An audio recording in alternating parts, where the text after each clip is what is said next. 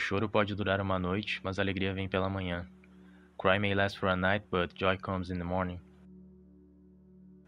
My mother had this phrase on the wall.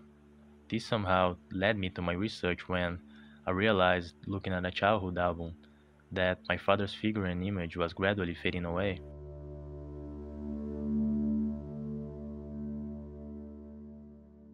At the end of this childhood album, he was not there anymore.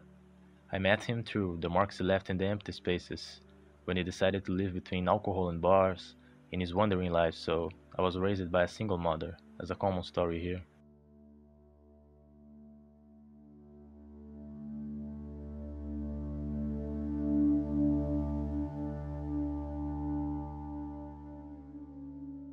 I've produced this work for 4 years, between photos I took at night, images from the archives of my childhood album, and letters exchanged between my parents. I tried to understand my father's absence, trying to understand him through what he lived, and through the troubled relationship that the two had with my neighborhood as a landscape and everything that surrounds it.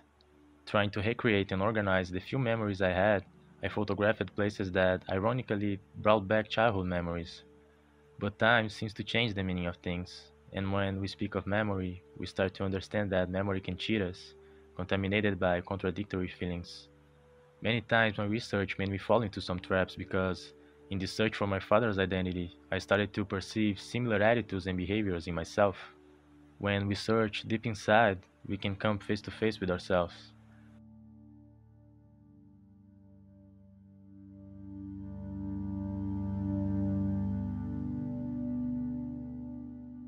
Then, with time, I realized the importance of talking about it.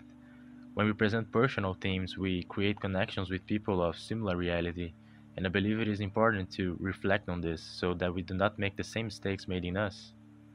Today, I work on 2 more photo series that dialogues with this work. This series works together, dialoguing with similar themes, bringing other stories that seems to repeat here. I understand this series together as a single work which I call Parthenon, which is the name of my neighborhood, Zona Leste, east side of my city. The pause to create objects of reflection, especially when it comes from decentralized places, when building and bringing reflection together through the banal images and popular symbols here in our culture, also finding places of affection in these scenarios seemed more and more important.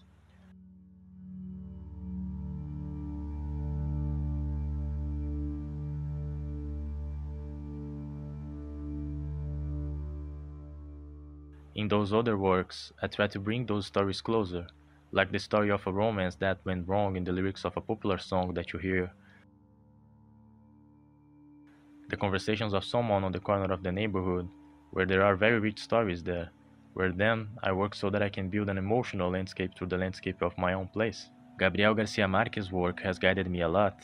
In a part of his speech, A Solidão da América Latina, he says that, in spite of this, to oppression, stealing, and abandonment, we respond with life.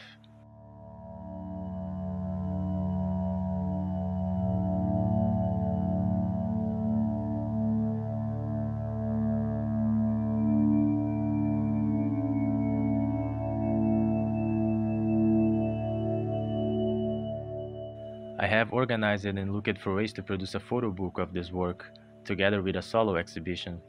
The sequence of images always seemed like a novel to me, so it was natural that the process would lead me to the production of a photo book. And so, my next steps are to complete these 2 other series and produce an exhibition where the 3 works are presented together.